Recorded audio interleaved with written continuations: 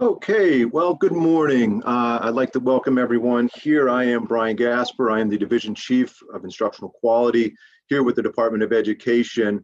And joining us today, we also have Carmen Medina, our Division Chief for Student Services, who will be assisting us with our presentation. And then also, we have Julia Hutton and Robert Miesel, who are our EL and bilingual content advisors, who will be leading us through our presentation today. Our presentation, of course, deals with equitable practices and ensuring equity for our vulnerable populations. And those vulnerable populations do include our EL populations and our migrant, our foster children, and homeless. So as we begin, just to give you an idea of the process, we'll be rolling through our presentation here today, our brief presentation, and then many of you have been sorted into predetermined breakout rooms. There will be an opportunity if you'd like to change that breakout room at the end of the presentation. We can definitely move forward with that.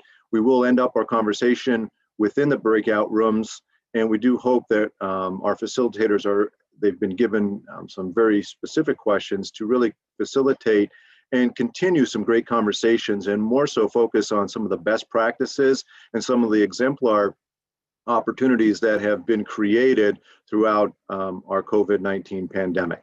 So without further ado, I'm going to set this over to our content advisors. We will begin with our EL population with Ms. Julia Hutton and Robert Miesel. Thank you, Brian, and I'd like to welcome you all again to this presentation today. I'm going to begin the L portion of the presentation, and I'm going to be talking about important points for district and school administrators to consider. Looking at our first slide, are ELs provided with equitable services during virtual learning? Oh, I'm sorry, can you go back to the other slide? Yes, thank you.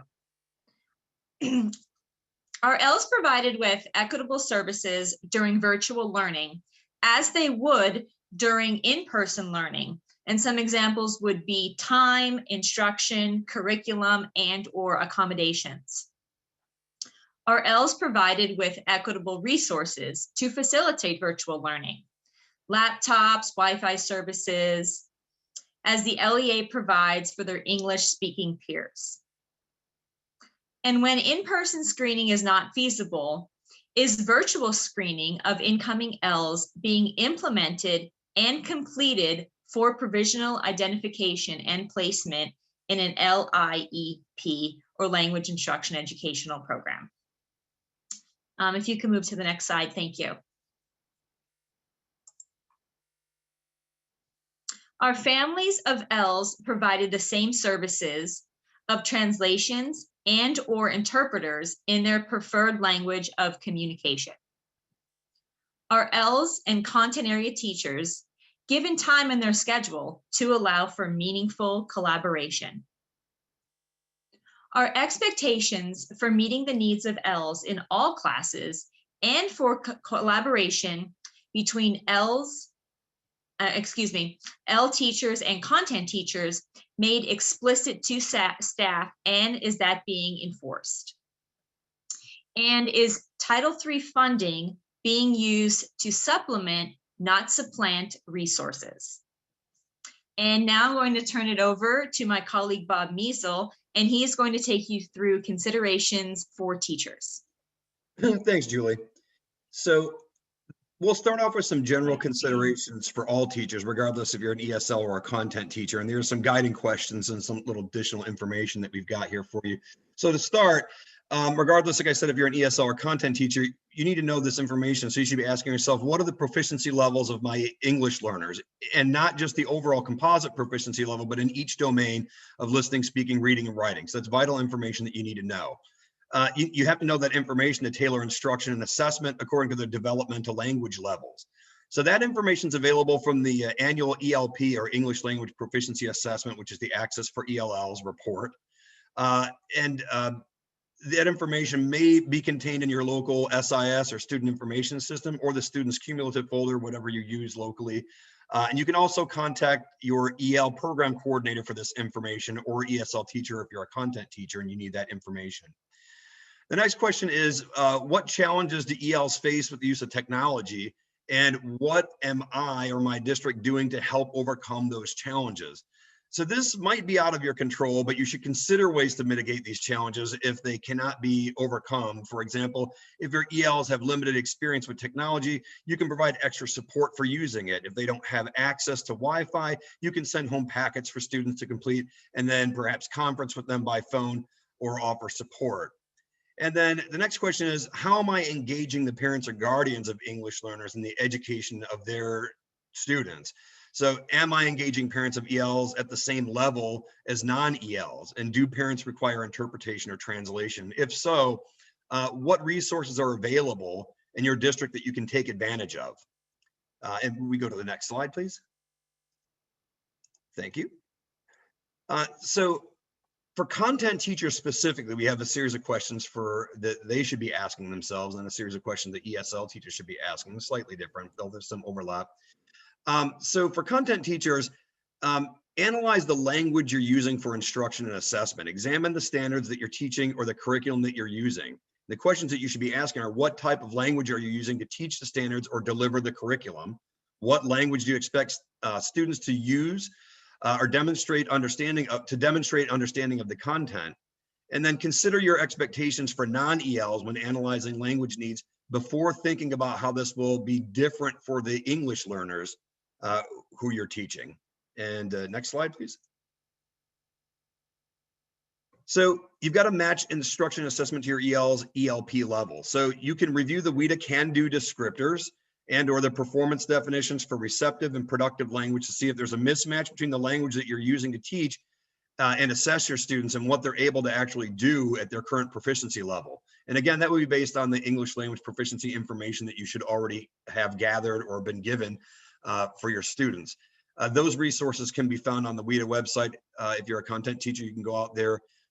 They're pretty easy to find. You can Google it, or you can ask your ESL teacher counterparts or an administrator, and they should be able to help you find those resources if you don't already have them. If there is a mismatch, then you've got to consider what you can do to lower the language demands, and this is the key, without lowering the cognitive expectations or altering the standards that you're teaching. ELs have to be taught, the same content, whatever is grade and age appropriate for them. You've got to lower the language demand, but in doing that, you don't want to lower the cognitive demand. So you may consider some of the examples of modifications and supports that we've put out there in various documents that we'll make available to you. And we give you some examples of them.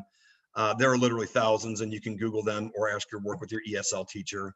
And that brings us to the next point. So you might want to consider taking the following actions, which are collaborating with your ESL specialist to align your instruction assessment with the student's developmental language needs. They're a great resource for you. They can give you ideas about how to scaffold instruction. They can be a thinking partner for you when you're evaluating the standards or lessons, and offer advice concerning instructional strategies for your English learners. Try to meet as often as necessary to ensure that you're providing the necessary supports in all of your lessons, if that's possible. The next slide, please. So this is a continuation for content teachers. Definitely take advantage of professional learning opportunities available from the state. You can visit the ESL portal at www.eslportalpa.info, and we're going to provide you with that link in the breakout rooms for more information about the professional development that we offer at the state that you can take advantage of as a content teacher to build your capacity for working with ELs and learn new strategies and things to consider. These opportunities are free, but they're only available on a first-come, first-served basis, unfortunately, and they do fill pretty quickly. So if you get on our email list on the portal, you'll be the first to know about them when we put them out there, and we put out an awful lot of these on an ongoing basis, and you can get signed up. You can also check to see if your district offers any professional learning opportunities related to the education of ELs. You can review the resources section of the documents that we're going to provide that have additional websites and web resources where you can find strategies and other information about working with ELs. And then obviously you can always search the web. There are lots of resources out on the web that you can find that will give you ideas and strategies. So on to the next slide. So now we've got some considerations for ESL teachers specifically. So you should be asking yourself, do my lessons align to the content being taught in other classes? And what we're saying is that you should make an effort to align the language instruction to content currently being taught in other classes so that the language learning is contextualized and students can make connections to relevant academic topics. Also, you should be asking, am I collaborating with my content colleagues? So you should be exploring, you should be collaborating with your content colleagues to satisfy two objectives, essentially. One is to ensure that you're aligning your language instruction to content topics, as we mentioned a minute ago. And the other is to assist your content colleagues as they modify their instruction and assessment so that's meaningful for ELs. Sharing tips and ideas as well as information about the English learners themselves with your content colleagues. Next, am I providing direct ELD commensurate with what ELs were receiving before the school closure? If your school is in fact closed at the moment. So in other words, if ELs were receiving direct ELD or ESL class or pull-out instruction, otherwise known as, prior to school closures, are you providing the same amount of direct ELD instruction in the current virtual environment if that's what you find yourself in? And you should be working to ensure that that is the case. Next, am I encouraging my students and their families to engage in language development at home? It's critical. So you should encourage students to read and discuss academic topics at home with their families if that's possible. And keep in mind that you shouldn't limit these activities to only English. ELs benefit greatly from reading and discussing in their native language. All the research has shown that for years. And consider supplying them with native language literature or web resources if that's possible, just to help keep the learning up at home. And then also, to what extent am I emphasizing the use and development of oral language in my virtual instruction? Again, a critical component that often gets overlooked in classrooms, and what we're finding is it's often being overlooked in the virtual environment as well. So think about ways to incorporate oral language into your virtual setting if that's what you find yourself in. And can you use breakout rooms in your virtual platform so that students can discuss with each other? And are you engaging them in discussions during instruction? And then the next slide, please. Thank you. And so wrapping this up here, the last considerations for ESL teachers is, if an asynchronous online platform isn't available, can you send home packets with discussion topics that they can practice at home? And can you engage students over the phone in discussion of materials sent home in packets in place of a virtual platform if one isn't available to you at the moment? And that wraps up the section here with these critical points that Julie and I both made for administrators, for content teachers, and for ESL teachers. And so at this point, I will turn it over to the Division of Student Services to continue. Good morning, everybody, and thank you for being here. My name is Carmen Medina. I'm the Chief of the Division of Student Services. The Division of Student Services has multiple programs. There are supplemental programs and can assist all the students, like 21st Century Community Learning Centers, after school and summer programs, homeless education, pregnant and parenting teen, children in foster care, migrant education, and refugee education. All these programs are 6 federally funded initiatives that supplements the students' education. This program can reduce the impact of unique barriers that students could face every day by making sure that the students from these vulnerable populations have equitable access to an inclusive learning environment and have access to resources like any other children. We have, I'm gonna go over very quick over the different programs because the core of today's webinar is more that we can get into the breakout rooms and have more in-depth conversations. So you may ask, how can this program help our students? Where do I start finding out about the program? So I have 4 key questions that I would like to pose to you and to start the conversation. First of all, are you aware of any supplemental program that your LEA is having that is going to support the student learning? Do you know who are the contacts for these programs through your LEA? Are you familiar with these programs and how they can support the students, the teachers, and parents in a supplemental manner? And how you can get information of these programs? All these programs might be housed in your buildings, might be housed at the district level, and all these programs can assist you from K through 12 grades, depending on the focus of the programs. All the programs have a contact person directly with the district or to the region where the district belongs to, and they can reach out to get the different information. And most of these programs have a parent component. We know that under the COVID-19, conversations and communications with the home has been crucial. Different changes that the districts can be facing, the different learning methods of learning for the students. So that communication is very crucial, but if you have students that their home language is not English, the communication gets more difficult. Utilizing these programs, getting involved with these programs, especially if the child has been identified as being a part of one of these programs, can help you as an educator to take that language, that communication back home. For example, the first program is Migrant Education. You might wonder, how do I know if this child is migrant? There is always a misunderstanding that if the child is EL, it's migrant. If it is migrant, it's EL, but that's not true. You can have a migrant child that is not EL and vice versa. But if the child is migrant, there is multiple services that we can provide. And as you see on the slide, the main goal is to assist the school districts as well as charter school in coordinating these educational services. But you need first to know if that child is actually a migrant child. How could, next slide, please. How could you find that out?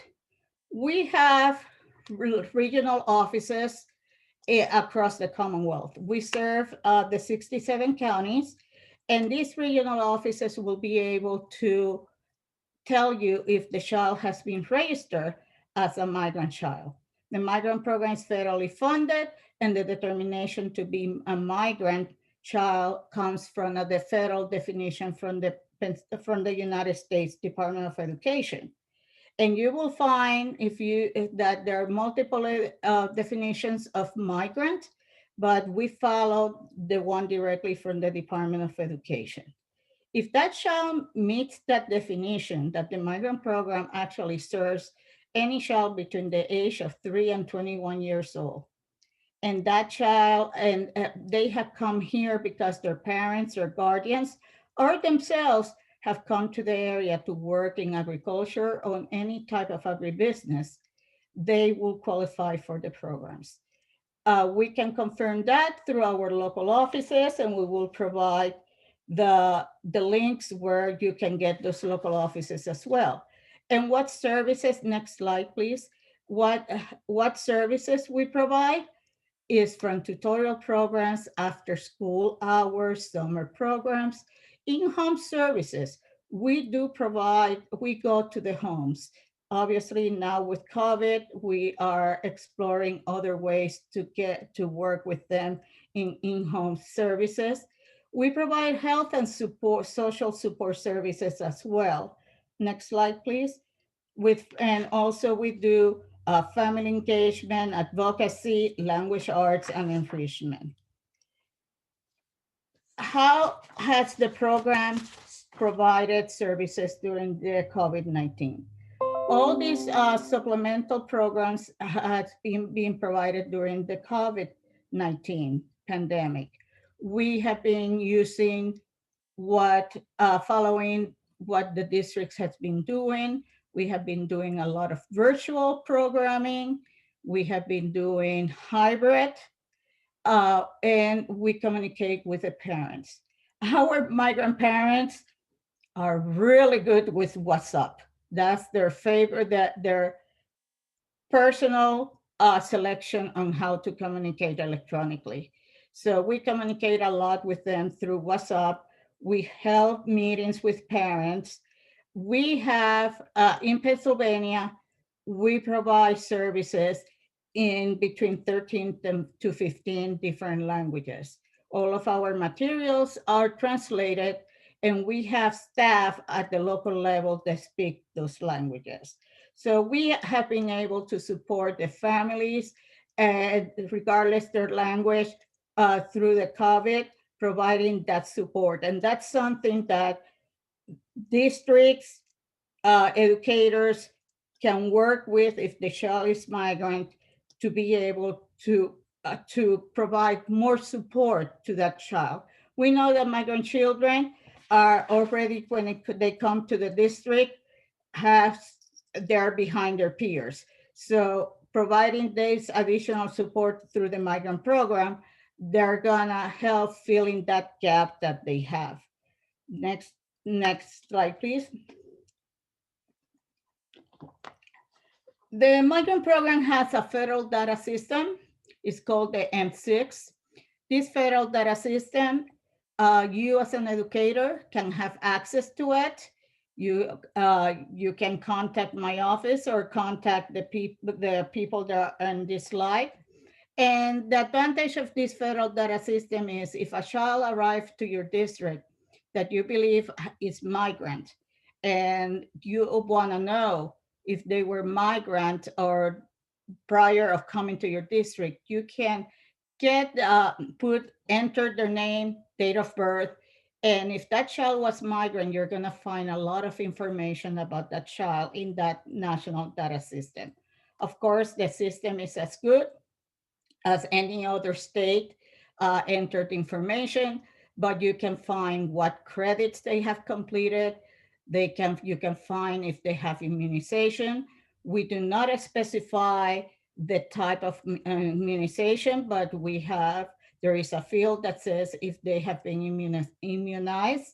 You can look at we enter if their access results, the proficiency level, what credits they are missing. It's very valuable system. And you as an educator, again, you have the opportunity to apply and get access to that system. The process will be, you'll complete an application that will go to my office. We will approve the application and you'll get a cybersecurity training. And that training must be renewed every year. And my office will provide that annual training.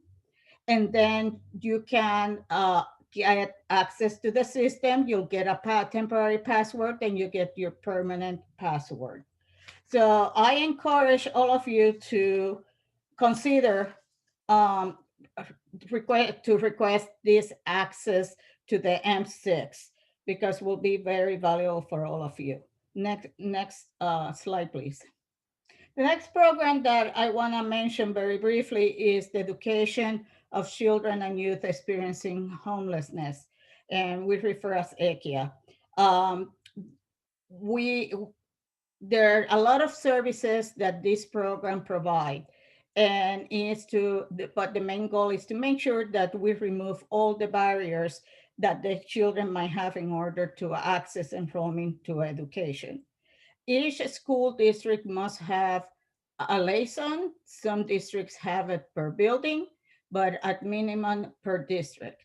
And this school liaison is gonna help working with the families in removing those barriers, getting them enrolled right away, getting them material things like book bags, trying to find other issues that they might have connectivity now that there is so much virtual instruction. What if they have any technology? So it's very important. And you should be able to find out from your district who is your school liaison. And if you're not sure, there is a link at this PowerPoint as well, where you can find out the name of the liaison. We try to keep these directories as accurate as possible. People retire, people change jobs. So as soon as we have the new changes, we go with that. But it's a very, very important. Additionally to the school liaison, we have regional offices. We have a regional office that we cover the whole Commonwealth. and your liaison works very closely with the regional coordinators and vice versa, and they help each other. We get a lot of donations with the homeless program as well, and we make sure that these donations, they get to the districts so we can alleviate those burdens from our kids. Next slide, please. So the next one is ELECT. Our ELECT program is our teen pregnancy and parenting program. This is a program that we have in 29 different LEAs in the Commonwealth, where they service their children, the students that are pregnant or they have already children. Because the student already have the child, that doesn't mean they exit the program. We keep the student until they graduate from high school. We have academic requirements, GPA requirements, because our goal is that we want to ensure that the children graduate from high school. We serve the moms and the dads, and it's provided also a lot of educational classes for them to be better parents. Again, the slide has a link where you can connect and find out if your school has an ELECT program. If not, you can reach out. And if you have a large number of pregnant and parenting teens. Next slide, please. And sorry if I'm going very fast, but like I said earlier, our core of the webinar is our conversations through the breakout rooms. The next one is the 21st Century Community Learning Centers. This is another federally funded program where the state receives funds and we disperse in a competitive manner throughout the Commonwealth to have before school, after school, Saturday programs, summer programs. And this is for the students that are in the border of failing, at risk of failing, or they are failing already in school. We provide a lot of the content as in a supplemental manner. Communication with the school day teacher is very crucial in order to make sure that we're not working with the children, getting him behind or ahead. And as well, the 21st Century program as well has a parent component where we can provide services to the parents, from educational classes to teaching them to be more engaged with their child and their school. Next slide. All these activities are academic enrichments. We do from the traditional tutorial to homework help. We work with the low performing schools, and we can do other programs, especially when we're talking to like the high school career pathways, job shadowing, mentorship, internship. You can check to see if your district is involved with a 21st Century program. Your district might not be the recipient of the grant, but might be a partner with one of the programs that is already existing in your region. A lot of community-based organizations do have these programs, and they partner with the district to serve the students in the district. Next slide, please. The newest one to the division has been foster care. Foster care provision under Title I came to light with ESA. When ESA came into place, this provision came in.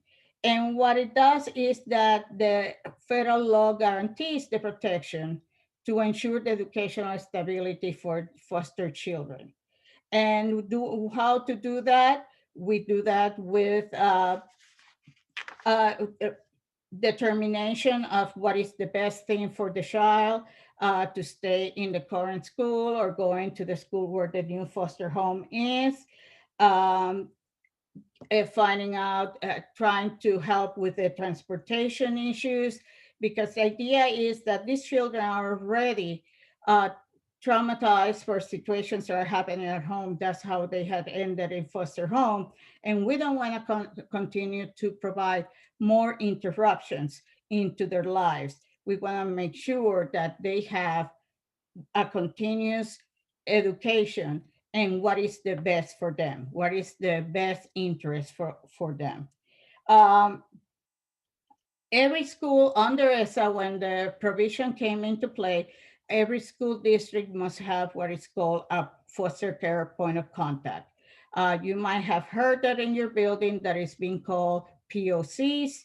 And this point of contact will be working with you as the educator. You have a foster child in the building, in your classroom, or will work with our regional offices, because we have also 8 different regional offices, and to make sure that that stability for the foster child is being provided and is covered. Also, there is a lot of different resources that we had built in the last 3 years that we're giving to the districts to help this specific population. Next slide, please. Again, like I mentioned earlier, we have regional foster care coordinators and point of contact. We have a state point of contact, Matthew Butensky, that if you choose to go to that breakout room, he'll be the facilitator there and he'll be able to answer more specific questions. Next slide, please.